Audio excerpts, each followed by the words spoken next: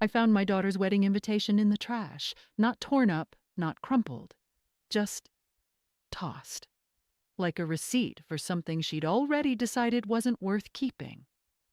I stood there in my kitchen, the one with the linoleum that's cracked near the stove, and I stared at that thick cream envelope with the gold embossing. My name wasn't on it. Not Mom, not even my first name, just a blank space where someone should have been. And I knew right then that I wasn't going to be there. But I also understood something else, something that made my stomach drop even harder. I'd been edited out of my own daughter's story months ago. She just forgot to tell me. But I'm getting ahead of myself. That's not where this starts. That's where it almost ended. My name is Linda. I'm 57 years old and I've been working Register 9 at the Super Save on Hawthorne for 35 years. 35. Longer than some of my coworkers have been alive. I raised 3 kids in a 2-bedroom rental on that job. 3. On my own. Their father walked out when the youngest was still in diapers, and I didn't have time to cry about it because the morning shift started at 6, and diapers don't buy themselves. My daughter Emily is the middle one, the one who used to sit on the counter behind Register 9 doing her homework while I bagged groceries. The one who'd whisper about which customers looked sad, and we'd make up stories about them on the drive home. She was always sharp, always watching, always wanting more than what we had. I didn't blame her for that. I wanted more for her too. That's why I worked doubles. That's why I sold my mother's ring to pay for her tutoring. That's why my hands look like they do now, cracked and swollen at the knuckles. She met Brandon at some charity thing. Old money, not new money. Old. The kind where they don't talk about how much things cost because it's tacky. Emily came home one day wearing a coat that probably cost 2 months of my salary.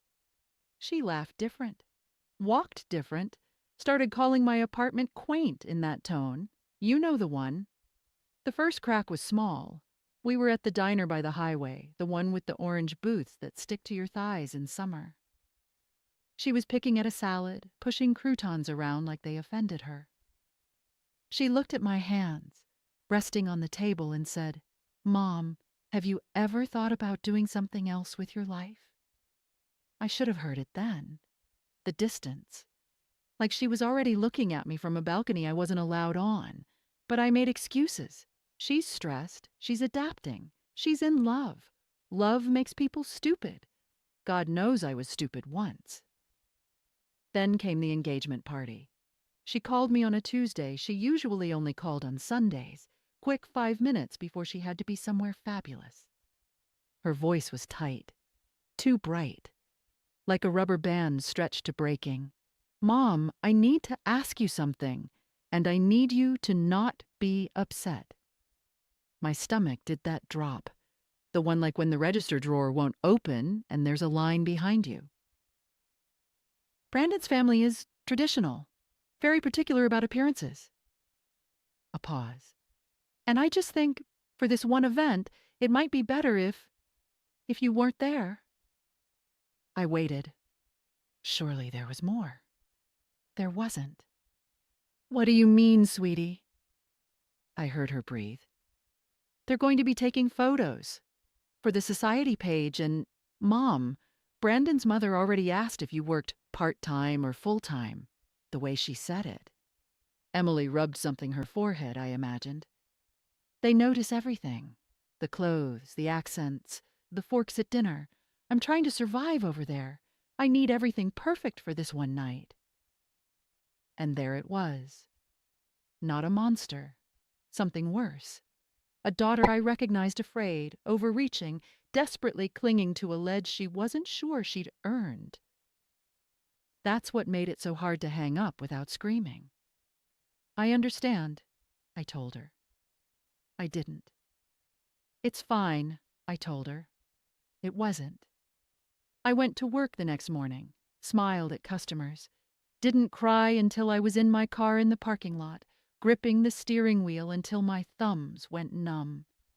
For months, Emily carefully edited me out of her story.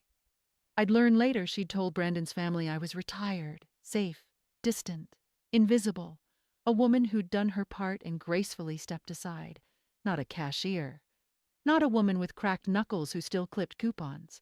The wedding invitation, when I finally found it in the trash, wasn't even addressed to me.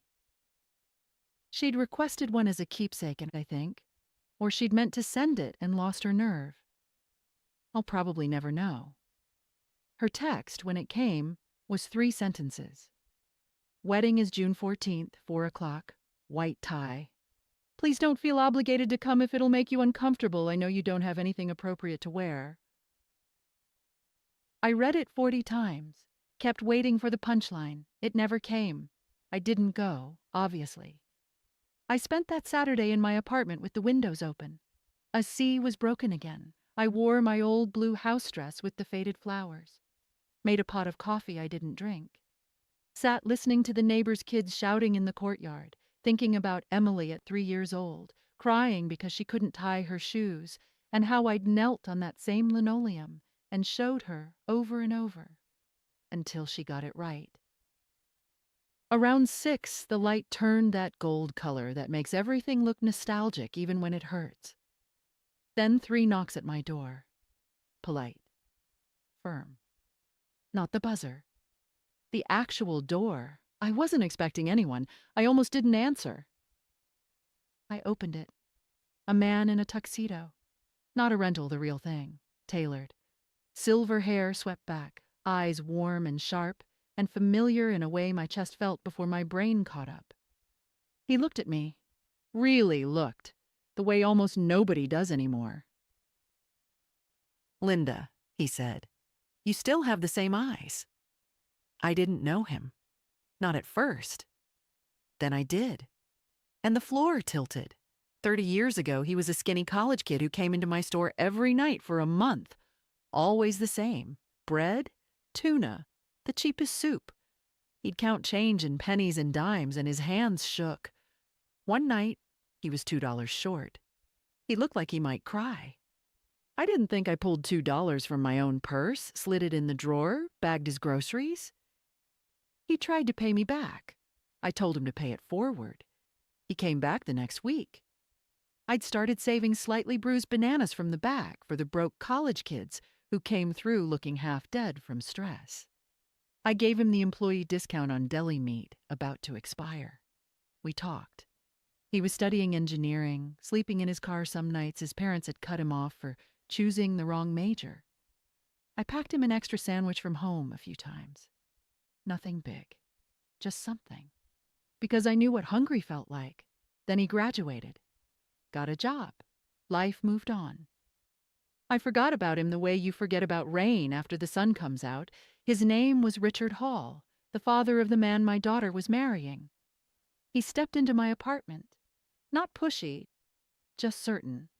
He looked around, the secondhand couch, the photos on the wall. Emily in her prom dress I'd sewn myself because the store ones were robbery. "Emily told us you weren't coming," he said quietly. "She said you had other plans, that you weren't feeling well." Something bitter came out of me. Big plans, staring at my wall and wondering where I went wrong. He nodded slowly, like he expected that. "She mentioned you were cashier. Said it like it was a condition she hoped wasn't hereditary." My throat closed. Richard walked to my window, looked at the parking lot. "I told Brandon about you, last month when he first brought Emily home. I told him there was a woman a long time ago who kept me alive when I had nothing, treated me like a person when I felt like a ghost." He turned back. "I didn't know it was her mother. I didn't know until tonight I saw your photo on the gift table and asked where you were. Nobody wanted to answer." His voice dropped. "So I answered for them. I stood up at that reception and I told everyone that the woman who raised the bride was the reason I finished school, that she gave me her own money when she had 3 kids and nothing, that she never asked for a thank you, and that the bride was ashamed of her." A beat. Then I told them I wouldn't be staying for the cake. I sat down hard. My legs just gave out. "What's happening at the wedding right now?" I whispered. Richard smiled not a happy smile, the smile of a man who'd set fire to something expensive and didn't regret a single flame. By now, Brandon knows, and my wife knows, the guests know, and Emily is learning that the people she spent years trying to impress don't actually care about her dress. He paused. Brandon kept asking her one question, over and over. What else did you lie about? My hands were shaking. I looked at them. These hands, the ones Emily couldn't bring herself to photograph. Why? I asked him. Why did you do this? He knelt down, right there on my worn carpet, like I was the one who mattered. Because you didn't just feed me, Linda. You saw me, and tonight someone needed to see you. He stayed an hour. We talked about his company, his grandkids, what the world looks like when you're not hungry anymore. He asked about my kids, my job. He asked if I was happy. Nobody had asked me that in years. When he left, he pressed a business card into my hand, heavy stock, embossed. If you ever want to stop working Register 9, call me. Not because you need saving, because you've earned a rest. I didn't call. Not yet. Maybe not ever. That's not the point. Emily showed up 2 days later. No coat, no makeup. Just her jeans, wrinkled t-shirt, eyes like she'd been crying for 48 hours. The wedding had ended before the first dance. Brandon's family left. Brandon looked at her like a stranger and said the thing that would break her slowly over the next year. What kind of person does that to their own mother? He called off the engagement. Not because of what I did, because of what she had been doing for months. She sat on my couch, didn't speak for a long time. Then, I ruined everything. I looked at my daughter, the girl who used to fit inside my arms. No, I said, you just learned what everything actually costs. She wanted me to say it was okay. I didn't, because it wasn't. She'd made her choice. She'd looked at 35 years of sacrifice and seen an embarrassment. You don't get to unsee that. You can't put it back in the box. She left. We're talking now sometimes, small steps. But I don't look at her the same way. Neither does she. There's a weight in her eyes now, the weight of knowing the world doesn't care about your handbag or your country club. It cares about what you do when nobody's watching. She failed that test in front of everyone who mattered to her, and she knows it. I still work Register 9. I still come home to the apartment with the cracked linoleum. But I look at my hands differently now.